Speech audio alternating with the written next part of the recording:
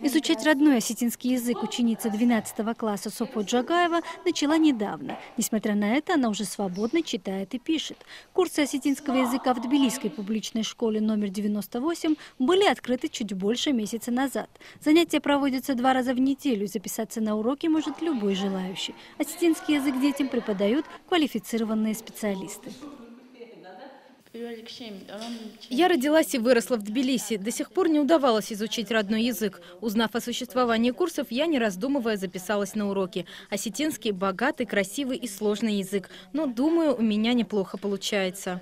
Дети пока только-только начали изучать, им пока сложно осваивать этот язык, потому что он сам по себе язык очень трудный, грамматика там очень трудная. Но когда у человека есть желание, они всегда добьются успехов.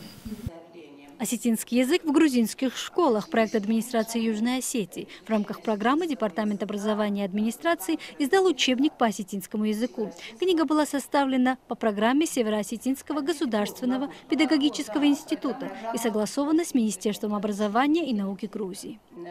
При возвращении на родину они смогли общаться со своими ровесниками, со своими родственниками. И мы надеемся, что в Цхинвале тоже последуют нашему примеру и откроют в цхинвальских школах курсы по изучению грузинского языка.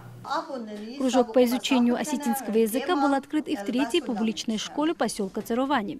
Ученик 8 класса Малхаз Метревели был одним из первых, кто выразил желание выучить осетинский язык. Еще 3 года назад он сидел за одной партой с осетинскими сверстниками в Цхинвале. Но из-за войны, как и тысячи жителей этого региона, был вынужден покинуть родной дом вместе с семьей. Я всегда хотел изучить осетинский язык. У меня много друзей осетин. Правда, мы сейчас не общаемся, но когда я вернусь домой, то смогу общаться со своими друзьями не только на грузинском языке. Чем больше языков мы освоим, тем больше знаний мы сможем получить. Наш педагог хорошо объясняет, и мы уже выучили много новых слов. По этой программе я обучаю детей осетинскому языку, письму. Значит, они умеют уже читать, писать умеют. И мы вот понемножку по программам, по темам идем вперед. Кроме Царовани и Тбилиси, проект запущен еще в 2 школах Грузии. В 5-й публичной школе Гори и в школе села Негоза в Каспском районе. В каждом учебном заведении сформировано по одной группе, в которой осетинскому языку обучаются от 12 до 25 школьников. Проект уже стал популярным, так что не исключено, что осетинские кружки появятся и в других школах Грузии.